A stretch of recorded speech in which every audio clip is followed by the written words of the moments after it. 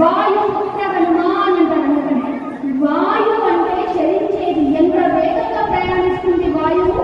ఆ వాయుపుత్ర హనుమాన్ అంటే మన లోపల ఉన్న మనస్సే, మన లోపల నిక్షిప్తమై ఉన్న హనుమాన్. ప్రతి మనిషి హృదయంలో హనుమంతుడు ఉంటాడు. ఆ హనుమంతుడిని లాగా ఎవరైతే పరమ భక్తితో ఉంటారో వారికి శ్రీరామచంద్రుల దర్శనం శీఘ్రంగా వారికి ప్రత్యక్షం అవుతుంది. ఎవరైనా భక్తి, శ్రద్ధ, జ్ఞాన, వైరాగ్య ఉంటాయో వీరికి మాత్రమే ఆ భగవంతుని యొక్క ప్రత్యక్షం అవుతుంది. మరి హనుమ ఎవరు అంటున్నాము అంటే ప్రతి భక్తుడు, ఎవరైతే గొప్ప శ్రేష్టమైన భక్తుడో, ఎవరికైతే భక్తి విశ్వాసాలు భగవంతుడు ఉన్నాడు అనే నమ్మకం ఎవరికి ఉంటుందో వారు హనుమంతునితో సమానం. హనుమంతుడికి కొన్ని సిద్ధులున్నాయి. ఏమని? అష్ట సిద్ధి నవనిధికే దాత అసవర దీర్ఘ జానకి మాత. అష్ట సిద్ధులు అంటే అష్ట సంపదలు, అష్టైశ్వర్యాలు. ఏ భక్తుడు హనుమంతుడిలాగా గుణగణాలు కలిగి ఉంటారో వారికి అష్ట సిద్ధులు అంటే అష్టైశ్వర్యాలు ప్రాప్తిస్తాయి. అంటే ఏ లక్షణాలు? అష్ట సిద్ధులు అంటే ఏంటో తెలిసిందా? అనిమ, లగిమ, గరిమ, ప్రాప్తి, ప్రామాణ్య, ఈశత్వ, వసిత్వ అనే 8 సిద్ధులు. అంటే 8 అష్ట ఐశ్వర్యాలు, 8 ఐశ్వర్యాలు. మనమంట అమ్మ అష్టైశ్వర్యాలు ప్రాప్తించేటట్టు నేను చేస్తున్నాను, భగవంతుడు నాకు అష్టైశ్వర్యాలు ఇచ్చాడు అని. ధన, కనక, వస్తు, వాహనాలు సమృద్ధిగా ఉండే అష్టైశ్వర్యాలు కాదు. ఎవరి అంటూ ధనం, బంగారం, వాహనాలు, ఇండ్లు, పుష్కలంగా భూములు ఇవన్నీ ఉంటే అష్టైశ్వర్యాలనే భ్రమలో ఉన్నారు ఈ జనులంతా. కానీ హనుమ చెప్తున్నాడు, హనుమంతుడు ఏం చెప్తున్నాడు? అష్టైశ్వర్యాలు, అష్ట సిద్ధులంటే ఏదో చెప్తున్నాడు. విందాం. అని మా ప్రాప్తి, ప్రాకమేశ్వర, వసిత సిద్ధులు అంటున్నాం కదా. ఇవేంటి అంటే హనుమకి పరమ భక్తి అనేది ఒక సిద్ధి, ధర్మాన్ని పాటించడం ఒక సిద్ధి అనేది. ధర్మాన్ని పాటిస్తూ ఉంటాడు. ఎన్ని కష్టాలు నష్టాలు కలిగినా ధర్మాన్ని విడిచిపెట్టారు. పరోపకారం నిహం శరీరం అన్నారు. మన శరీరం వచ్చి నీతులకు సాయం చేయడమే మానవ సేవే అన్నారు. అందుకనే హనుమ ఎవరికైతే ఆపదలు కలుగుతాయో వాళ్ళు స్మరించినంత మాత్రానే హనుమ వారికి అభయహస్తాన్ని చూస్తాడు. అభయ ఆంజనేయుని మనం ప్రతిష్టాపన చేస్తున్నాం కాబట్టి అభయ హస్తం ఇస్తున్నాడంటే భయపడకండి, మీరున్నా నన్ను స్మరించండి. మీరు ఎప్పుడు ధర్మాన్ని పాటించుకుంటారో, పరోపకారం చేస్తారో, అబద్ధం ఆడారో, పరుల సొమ్ము గట్టిలాగా చూస్తారో, పర ద్రవ్యాన్ని ఒక మట్టిలాగా తుచ్చంలాగా చూస్తారో, పర స్త్రీని ఒక తల్లిగా చిన్నిగా భావిస్తారో వారికి నేను తప్పకుండా నా ఆశీర్వాదం ఇస్తాను. అభిరాంజనేయ స్వామి యొక్క అర్థం. ఇక్కడ మనం ఈరోజు తంగడపల్లి గ్రామంలో అభయ ఆంజనేయ స్వామి యొక్క విగ్రహ ప్రతిష్ఠ జరుపుకుంటున్నాం మనం. అంటే నేను అభియమిస్తున్నా, ఎవరైతే సన్మార్గంలో సద్భక్తితో, ఎవరైతే ధర్మాన్ని ఆచరించుకుంటూ ఎవరైతే జీవిస్తారో వారికి తప్పకుండా నేను ముక్తినిస్తాను, భయాన్ని పోగొడతాను, వారికి నేను శక్తి ఇస్తాను. భక్తి ఉంటే శక్తి ఉంటే యుక్తి. ఎప్పుడైతే భగవంతుని పట్ల భక్తి కలిగి ఉంటారో వారికి శక్తి వస్తుంది. ఆ శక్తితోటి యుక్తిగా బ్రతుకుతాడంటే ఏ విధంగా బ్రతకాలి, ఎక్కడ ఎలా ఉండాలి, ఎవరితో ఎలా మాట్లాడాలి, ఎవరిని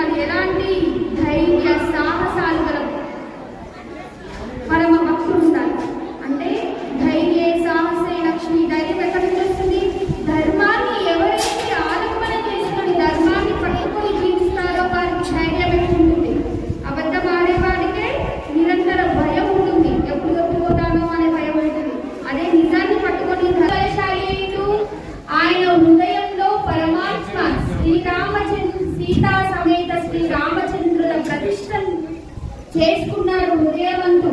మనం ఇక్కడ గ్రామంలో శ్రీరాముడి అంటే మన గ్రామంలో రకరకాల దేవతా విగ్రహాలు ఆలయాలు ఉన్నాయి. ఇక్కడ శ్రీ అభయాంజనేయ స్వామి యొక్క ప్రతిష్ట విగ్రహ ప్రతిష్ట ఎందుకు చేస్తున్నాము? ప్రతి ఆలయంలో భగవంతుడు ఉన్నాడు అనే మనకి స్పృహతో ఉండి మనం పూజ చేస్తూ ఉన్నాం.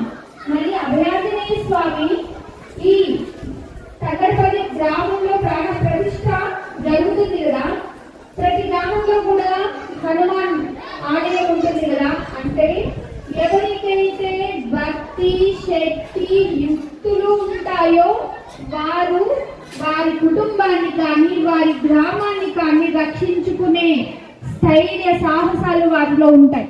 కాబట్టి వాటికి నిదర్శనంగా పరమాత్మని తన హృదయ కమలమంచుకున్న హనుమంతుడు మనకు ఒక ప్రేరణ. ఎవరికి భక్తి ఉంటుందో వారికి శక్తి ఉంటుంది, ఎవరికి శక్తి ఉంటుందో వారికి యుక్తి ఉంటుంది. భక్తి ఏ విధంగా ఉండాలి? నేను షోడశోపచార పూజ చేయాలంటే ఇన్ని పువ్వులు కావాలి, ఇన్ని టెంకాయలు కావాలి, ఇన్ని అగరబత్తులు కావాలి. ఇప్పుడు కాదు కావాల్సింది హృదయమందు అపారమైన భక్తి, భగవంతుడు ఉన్నాడనే విశ్వాసం, భగవంతుడు నేను ఏది చేసినా నన్ను గమనిస్తున్నాడు అనే నమ్మకం. భగవంతుడు అంతటా ఉన్నాడు, నన్ను చూస్తున్నాడు, నేను ఏది చేసినా అనే నమ్మకం ఉన్న ఆ భక్తుడికి మాత్రమే శక్తి ప్రసారిస్తుంది. తన లోపలికి శక్తి ప్రసారం అవుతుంది. ఆ శక్తితోనే యుక్తిగా బ్రతుకుతాడు. ఇప్పుడు చూడండి, కొందరు భక్తులు బాహ్యంగా సమాజంలో కొందరు భక్తులను చూసినప్పుడు వారు ఏ విధంగా ఉంటారు? భక్తులు క్రూరంగా ఉంటారా? మిగతా వాళ్ళని దూషిస్తారా? తిడతారా? అబద్ధాలు ఆడతారా? భక్తులు ఎలా ఉంటారంటే సుగుణశీలి లాగా ఉంటారు. అంటే సుగుణంగా మంచి బుద్ధి కలవారై ఉంటారు, మంచి మాటలు మాట్లాడతారు, సమాజానికి సేవ చేస్తారు, ఎవరికి ఆపద వస్తుందో వారికి ఆపన్న హస్తం ఇస్తారు, ఎవరికి ఏ అవసరం ఉన్నా వారికి సహాయం చేస్తారు. ఏ విధంగా భక్తి ఉంది కాబట్టి, ఈ భక్తి వల్ల శక్తి తన లోపలికి వచ్చింది కాబట్టి ఆ శక్తిని నిర్వినియోగం చేయకుండా 10 మందికి పంచాలనే ఉద్దేశంతో సమాజానికి సేవ చేసుకుంటూ ఉంటారు. అలాగే మన రామ భక్తుడైనటువంటి హనుమ కూడా అపార భక్తి భావాలతో తన యందు పరమాత్మని ధ్యానిస్తూ ఆ రామచంద్ర మూర్తిని నిత్యం స్మరణ చేస్తూ ధ్యానిస్తూ ఉండి తన యందు తన శరీరం రోమ రోమాన రామ రామ అనే నామాన్ని యొక్క శక్తిని నింపుకున్నాడు. అంటే హనుమ శరీరంలో ఉన్నటువంటి ప్రతి రోమము రామ నామ శక్తి యొక్క ప్రభావం చేత ఆయన ఏమైండు శక్తిశాలి అయిండు. ఎట్లా? ఆయన దేహం ఎట్లుంటది? మహావీర్ బలశాలి. విన్నాం కదా, దృఢంగా బలంగా తేజస్సుతో వెలిగిపోతూ ఆయన దర్శనమిస్తుంటాడు. ఆయనకి చంద్ర పెడతాం, ఆయన మొత్తం చంద్రవర్ణంతో ఉంటాడు. పరమాత్మని ఎప్పుడైతే ప్రార్థన చేస్తూ భగవంతుని పట్ల భక్తి శ్రద్ధ విశ్వాసాలు ఉన్నప్పుడు ఆ శక్తి ఆ లోపలికి నిక్షిప్తమై ఆ ధైర్యంతో ముందుకు వెళ్తుంటాడు. కాబట్టి అలాంటి భక్తి భావం హనుమంతుడిని చూసి నేర్చుకోవాలి. చూసి ప్రతి ఒక్కరూ ఎందుకు హనుమ విగ్రహం ప్రతిష్టాపన అవుతుంది, హనుమంతుడిని ఎందుకు ఇలా గర్భగుడిలో ప్రతిష్టాపన చేసి మనం ఇన్ని యజ్ఞ యాగాలు చేసి ప్రతిష్టాపన చేస్తున్నామంటే ఆయన యొక్క శక్తి యుక్తులు పరాక్రమము, ఆయనకు ఉన్నటువంటి రామ భక్తి. మనకు రామాయణం తెలిసే ఉంటది. ఇప్పుడు ఎలా అంటే సమాజం గురించి కొంచెం మాట్లాడుకుందాం. గ్రామంలో ఉన్నటువంటి ఈ ప్రజలు ఎవరైనా ధర్మాన్ని పాటిస్తున్నారా? ఇప్పుడు మన సమాజం ఏ విధంగా మారిపోతుందో ఒకసారి ఆలోచించండి. ఈ సమాజము ఇప్పుడు ఉన్నటువంటి ప్రపంచము ఏ విధంగా ఎవరైనా ఒక్కసారి అంతరాత్మను అడగండి, తల్లిదండ్రులను పోషిస్తున్నారా? మరి తల్లిదండ్రులను పోషించని పుత్రుడికి దైవభక్తి ఎలా ఉంటుంది? ఫస్ట్ మాతృదేవో భవ, పితృదేవో భవ, ఆచార్య దేవో భవ అన్నాడు.